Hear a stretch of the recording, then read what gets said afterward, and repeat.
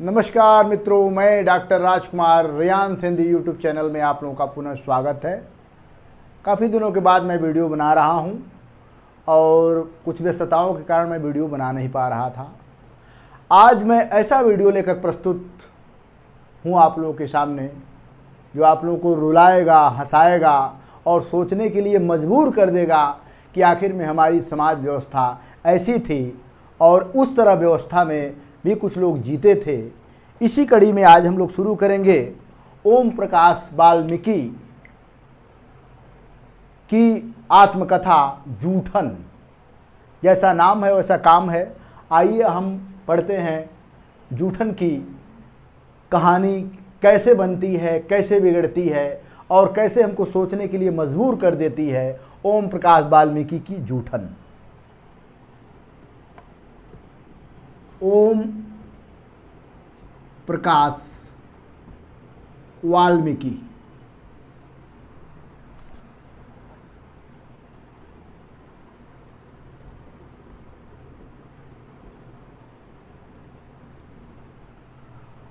ओम प्रकाश वाल्मीकि, जब अगर आप दलित विमर्श पढ़ रहे हैं तो ओम प्रकाश वाल्मीकि का नाम इतना चर्चित नाम है कि अगर ओम प्रकाश वाल्मीकि को नहीं जानते हैं तो हमारा ख्याल है कि आप कुछ नहीं जानते हैं।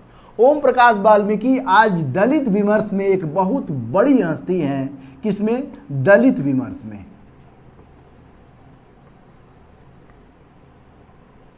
जब भी आप दलित विमर्श पे शोध करेंगे तो ओम प्रकाश वाल्मीकि के बिना आपका दलित विमर्श अधूरा रहेगा। और इन्हीं की आत्मकथा है। क्या है? आत्मकथा। ये भी ध्यान रखिए, आत्मकथा। इन्हीं की आत्मकथा है। कौन सी कथा है? जूठन। थोड़ा सा ये भी जान लीजिए कि आत्मकथा होता क्या है। आत्मकथा और जीवनी में ये अंतर है कि जब कोई लेखक अपने बारे में खुद लिखता है, अपने बीते हुए कल, अपने भोगे हुए पीड़ा, समाज, राजनीतिक, आर्थिक स्थितियों को उठाते हुए जब अपनी बात कहता है, यानी लेखक खुद लिखता है अपने बारे में, तो उसको आत्मकथा कहते हैं। और एक दूसरा इसका एंगल है जीवनी। जब कोई दूसरा किसी महान लेखक, विद्वान के बारे में लिखता है तो जीवनी है। तो यहाँ आपको हम क्लियर कर देना चाहते हैं कि ओम प्रकाश वाल्मीकि ने जो खुद भोगा था अपने जीवन में, अपने समाज में, जिस तरह अपने परिस्थितियों से जिए थे, उन्हीं का मूल्यांकन अपनी आत्मकथा जूठन में करते हैं। इनकी आत्मकथा है जूठन, जो बेहद प्रसिद्ध है। और आप लोगों को हम बता दें कि जूठन के दो भाग हैं। कौन कौन भाग हैं? दो भाग हैं। ये जो पहला भाग आया था, ये आया था 1997 में। यानी पहला भाग कब आया था? 1997 में आया था। और इनका जो दूसरा भाग आया था, दूसरा भाग वह आया था 2013 में। कब आया था? 2013 में। और यह ध्यान रखिएगा कि 2013 में ही इनकी मृत्यु हुई। और यहाँ तक की स्टोरी वह बढ़ाते हैं, ठीक है, वहाँ तक की स्टोरी बढ़ाते हैं। और यह इनकी जो जीवनी है, इनके जो भोगे हुए यथार्थ है, यह निश्चित रूप से ये जो पहला भाग है इसमें आप लोगों को देखने को मिलेगा। और उनके बाद जब वो नौकरी पाते हैं, जो उनका जीवन बदलता हुआ स्वरूप है, वह दूसरे भाग में देखने को मिलेगा। अब हम लोग आगे बढ़ते हैं। फिर इनका सबसे पहले हम लोग चर्चा करते हैं जन्म का।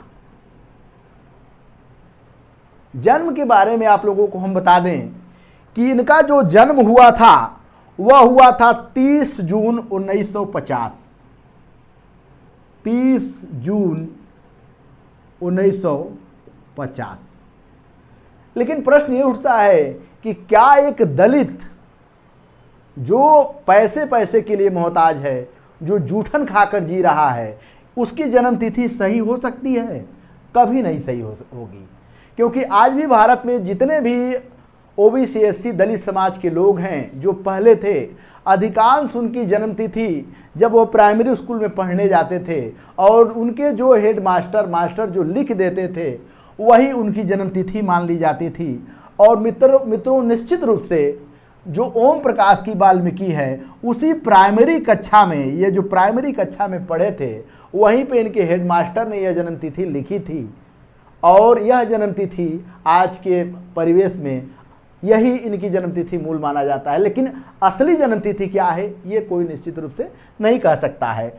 यह जूठन में कहते हैं कि जिस पाठशाला के रिकॉर्ड में हमारा जो नाम चढ़ा था उसी के नाम को हम, उसी जन्मतिथि को हम लोग अपना ओरिजिनल जन्मतिथि मानते हैं। और यह कहानी कहाँ से शुरू होती है इसके बारे में हम जानते हैं। इनका जन्म होता है मुजफ्फरपुर, एक जिला है, कौन सा है? मुजफ्फरपुर। मुजफ्फरपुर एक जिला है और उसी मुजफ्फरपुर जिला में एक बरला गांव है। कौन सा गांव है? बरला। ये भी ध्यान रखिए कि ये मुजफ्फरपुर जिला है और उसी जिला में जो है कि जो बरला गांव है उसी बरला गांव की ये कहानी है। क्या? ओम प्रकाश वाल्मीकि की जूठन। तो आगे हम लोग इसके बाद और आगे हम लोग बढ़ेंगे क्रम से।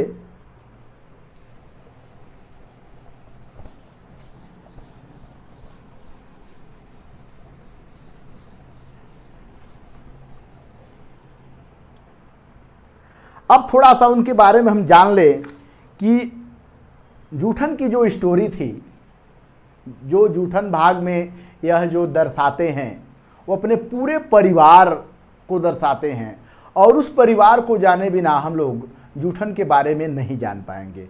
तो पहले उनका हम लोग परिवार का परिचय लें। जब जूठन आप लोग पढ़ेंगे तो जूठन में वह कम से कम 4 पीढ़ियों की दास्तान देते हैं। उनकी जो सबसे पीढ़ी है यानी कह सकते हैं परदादा, वहाँ से चर्चा करते हैं, परदादा से चर्चा करते हैं। ये बहुत बड़ी बात है। इनके जो परदादा थे वह थे जाहरिया।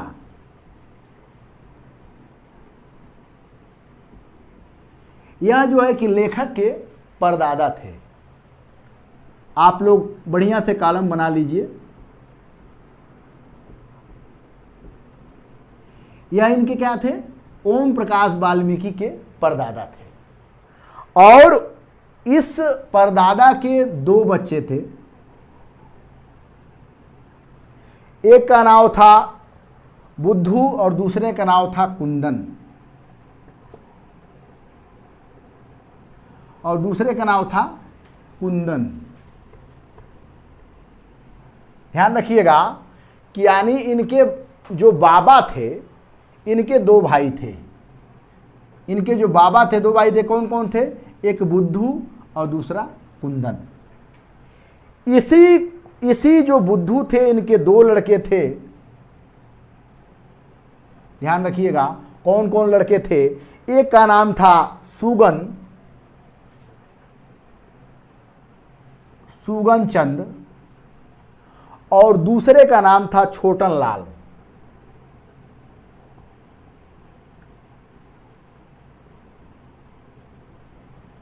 मतलब इनके बाबा के 2 भाई थे। कौन?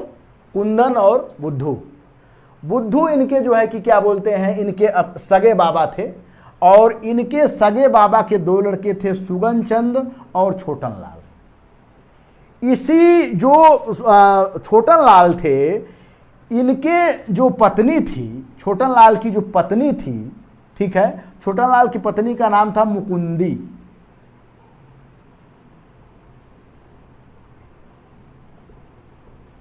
ये मुकुंदी और ये छोटन लाल यही लेखक के पिता हैं और ये इनकी माता है।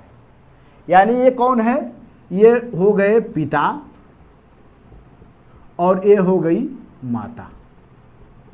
यहां आप लोग को क्लियर हो जाना चाहिए कि यानी लेखक के पिता का क्या नाम था? छोटन लाल, और लेखक के माता का क्या नाम था? मुकुंदी। लेखक बोले तो ओम प्रकाश वाल्मीकि।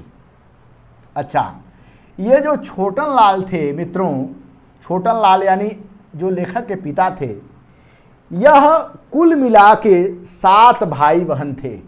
कितने थे? इनके जो छोटन लाल के 7 भाई बहन थे, जिसमें 5 लड़के थे और 2 लड़कियां थी। अब 5 लड़के कौन कौन थे? सबसे 1 नंबर पे सुखबीर थे, ये सबसे बड़े थे। सुखबीर क्या थे? सबसे बड़े थे। और सुखबीर के जो पत्नी का नाम था, इनके पत्नी का नाम था रहती देवी। ठीक है, ये सबसे बड़े भाई थे। इसके बाद जो दूसरे जो नंबर पे थे, उनका नाम था जगदीश। ठीक है, और यह आपको बता दें कि जो जगदीश थे वो दूसरे नंबर पे थे, लेकिन इनकी विशेषता क्या थी कि यही जगदीश बेचारे 18 साल में, ठीक है, 18 साल में इनकी मृत्यु हो गई थी। यानी इनका एक भाई मर चुका था। उसके बाद नंबर आता है जसबीर, तीसरे नंबर पे थे जसबीर। अच्छा, अब जसबीर के जो पत्नी का नाम था, इसके पत्नी का नाम था रहती देवी। अच्छा मित्रों, आप लोगों के सामने एक प्रश्न खड़ा होगा कि ये रहती देवी रहली देवी नाम था, रहली देवी याद रखिएगा। तो रहली देवी, अब आप लोगों के सामने प्रश्न उठता होगा कि सुखबीर के पत्नी का नाम रहली देवी था, जसबीर के पत्नी का नाम रहली देवी था। तो यहाँ आप लोगों को एक स्टोरी बता दें कि ये जो सबसे बड़े भाई थे सुखबीर, ये थोड़ा पहलवान टाइप थे। ये कैसे थे? ये सुखबीर पहलवान टाइप थे और इन्हीं की पत्नी का नाम रहली देवी था।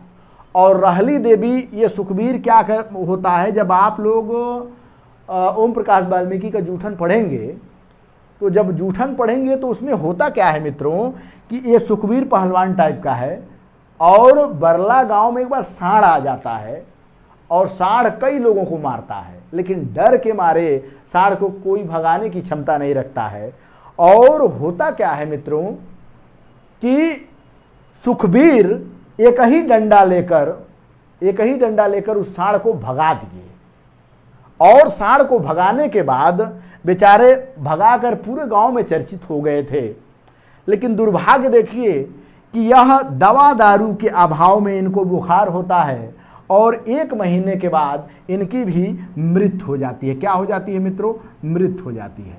और मृत्यु होने के बाद, ध्यान रखिएगा, मृत्यु होने के बाद ये जो रहली देवी हैं, रहली देवी की शादी जसबीर से कर दी जाती है। यानी रहली देवी का ये देवर हैं जसबीर, और जसबीर से रहली देवी की शादी हो जाती है। देखिए कितनी बड़ा, जैसे दलित समाज में एक सबसे बड़ी विशेषता ये थी कि अगर बड़ा भाई मर जाता था तो उसकी पत्नी कहीं जाती नहीं थी, जबकि विधवा विवाह का प्रचलन उस समय नहीं था। लेकिन दलितों में विधवा विवाह का देखिए कितना बड़ा विस्तार था कि अगर बड़े भाई की पत्नी मर जाती थी तो उसकी शादी छोटे भाई से कर दी जाती थी। तो ये जो सुखबीर है जब मर जाते हैं तो इनकी पत्नी की शादी जसबीर से हो जाती है। ठीक है, अब ये भी ध्यान रखने की जरूरत है कि इस सुखबीर का एक लड़का भी हो चुका था जिसका नाम था नरेंद्र। क्या नाम था? नरेंद्र। सुखबीर का एक लड़का था, उसका नाम था नरेंद्र। और सुखबीर की मृत्यु लगभग मात्र सोचिए 25 साल में बेचारा मर गया था। यानी अगर सोचिए 25 साल का ये होगा तो इसकी उम्र कितनी होगी? इनका भी उम्र मान के चलिए 21-22 साल होगी। अगर वो विधवा हो जाती, कहीं चली जाती तो क्या हालत होता? ये बहुत बड़ी सोचने की बात है। नरेंद्र एक पैदा हो गया था, एक लड़का, यानी एक लड़के की माँ थी। लेकिन फिर भी देखिए जसबीर शादी किया और अपने भाभी से शादी करने के बाद इन दोनों की जब शादी हो गई तो रहली देवी के पेट में देवेंद्र पल रहा था। क्या नाम था? देवेंद्र। तो मित्रों ध्यान रखिएगा कि देवेंद्र, ठीक है, इन्हीं का पुत्र है, लेकिन इनके मर जाने के बाद पैदा होता है। यानी इनके दो भतीजे की भी चर्चा ये अपने नाटक में करते हैं। नरेंद्र और देवेंद्र ये ओम प्रकाश वाल्मीकि के भतीजे हैं। ये भी ध्यान रखिएगा, प्रश्न उठ सकता है कि देवेंद्र और क्या बोलते हैं नरेंद्र कौन है, तो ये दोनों ही सुखवीर के लड़के हैं। और उसके बाद जो चौथे नंबर पे हैं, चौथे नंबर पे नाम है उसका जनसेर, जनेसर, जनेसर, ठीक है। जनेसर इनका चौथे नंबर पे भाई है। और जनेसर की पत्नी का नाम है विमला देवी। क्या नाम है? विमला देवी, विमला देवी, ठीक है। यही विमला देवी और जनेसर क्या होता है कि ये बरला गांव से बेचारे प्रताड़ित होकर कमाने की दृष्टि देहरादून गए हैं। ये भी ध्यान रखने की जरूरत है। और पांचवें नंबर पे कौन था? पांचवें नंबर पे था ओम प्रकाश वाल्मीकि, यानी स्वयं लेखक ओम प्रकाश वाल्मीकि, ओम प्रकाश वाल्मीकि।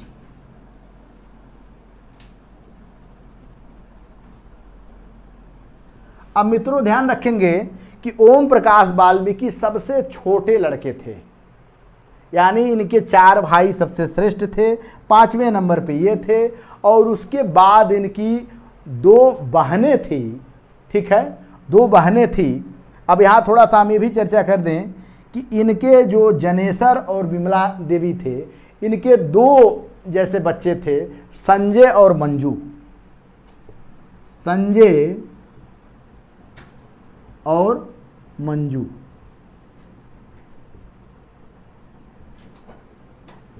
क्योंकि देखिए नरेंद्र देवेंद्र का नाम याद रखिए, संजय मंजू का नाम याद रखिए, क्योंकि जब हम लोग ओम प्रकाश वाल्मीकि की कथा उभारेंगे तो इन दोनों का भी बहुत बड़ा रोल है जो बाद में आते हैं, ठीक है। और ओम प्रकाश वाल्मीकि यानी कहने का मतलब सीधा सीधा है कि 5 भाइयों में सबसे छोटे भाई थे। और इनकी 2 बहनें थी, एक का नाम था माया और दूसरे का नाम था सोमती।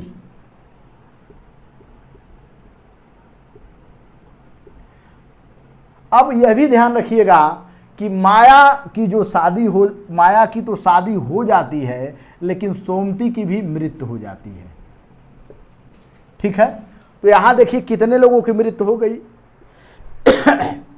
बेचारा सुखवीर भी मर गया, इधर सोमती भी मर गई, ठीक है।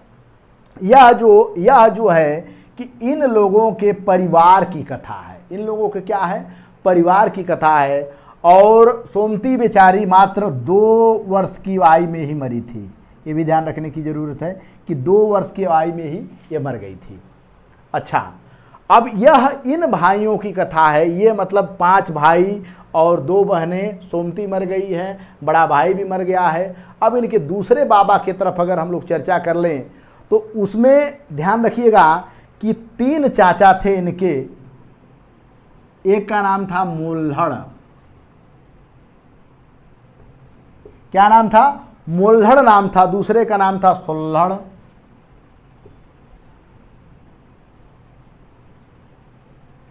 और तीसरे का नाम था श्यामलाल।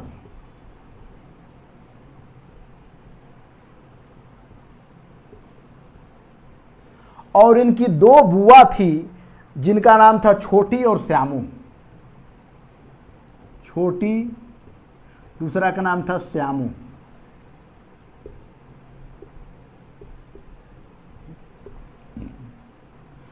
यानी मोल्हड़, देखिए ग्रामीण परिवेश में जिस तरह नाम रखा जाता है उसी तरह नाम इसमें भी है। देखिए एक का नाम है मोल्हड़, बताइए लग रहा है कुल्हड़ हम लोग सुन रहे हैं। तो एक का नाम था मोल्हड़, दूसरे का नाम था सोल्हड़ और तीसरे का नाम था श्यामलाल, इसके बाद छोटी, इसके बाद श्यामू। ये दोनों इनकी बुआ थी। यह ध्यान रखने की ज़रूरत है कि ये दोनों इनकी बुआ थी, क्योंकि बीच में अपने परिवार का चर्चा करते हैं। तो ये रहा इनका परिवार का विवरण। देखिए कितना बड़ा परिवार था। आजकल भी जैसे दलित समुदाय में जितने छोटे वर्ग हैं वह कम बच्चा पैदा नहीं करते हैं, 5-5, 7-7, 8-8 बच्चे पैदा करते हैं। उसी कहीं ना कहीं क्योंकि अशिक्षा का कारण है, और अशिक्षा के कारण में वो लोग अपने बच्चों का पालन पोषण न कर पाए, लेकिन बच्चा पैदा करने में पीछे नहीं रहते हैं। ये भी एक बहुत बड़ी बात है और हमें सोचने के लिए मजबूर करती है। जब हम लोग आगे की कहानी मित्रों पढ़ते हैं, ये तो इनके परिवार का चर्चा हो गया। अब आइए हम लोग जूठन में जो जो कहानियाँ छूट गई है उन कहानियों को हम जानने का प्रयास करें कि कैसे जूठन हमारे दलित विमर्श में एक अलग स्थान ले लिया है और क्यों इतना प्रसिद्ध हुआ है, इसके बारे में हम जानें कि आखिर में क्यों इतना प्रसिद्ध हो गया और प्रसिद्धि के पीछे कारण क्या था।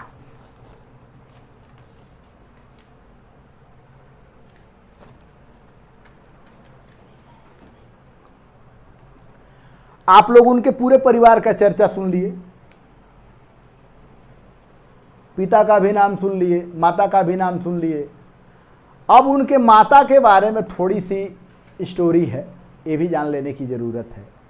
इनका जो ननिहाल था, लेखक का ननिहाल था, सहारनपुर में जो हिंडन नदी है,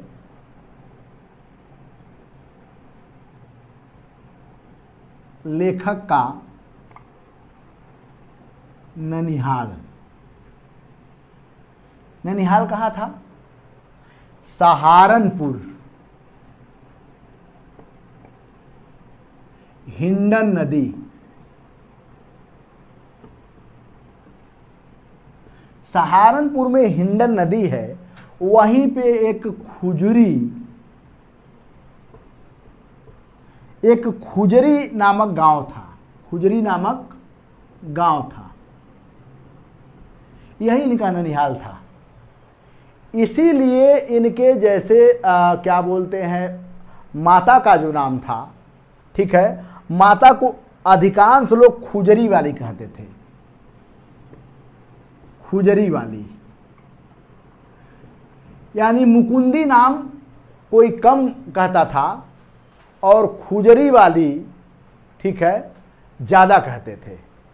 तो आज हम लोग इनके माता पिता, इनके परिवार की चर्चा हम लोग सुने हैं और जाने हैं कि माता पिता, और ये भी ध्यान रखिएगा कि आज भी दलित समाज में जहाँ से स्त्रियाँ आती हैं, जैसे वहाँ से उसका नाम रख दिया जाता है।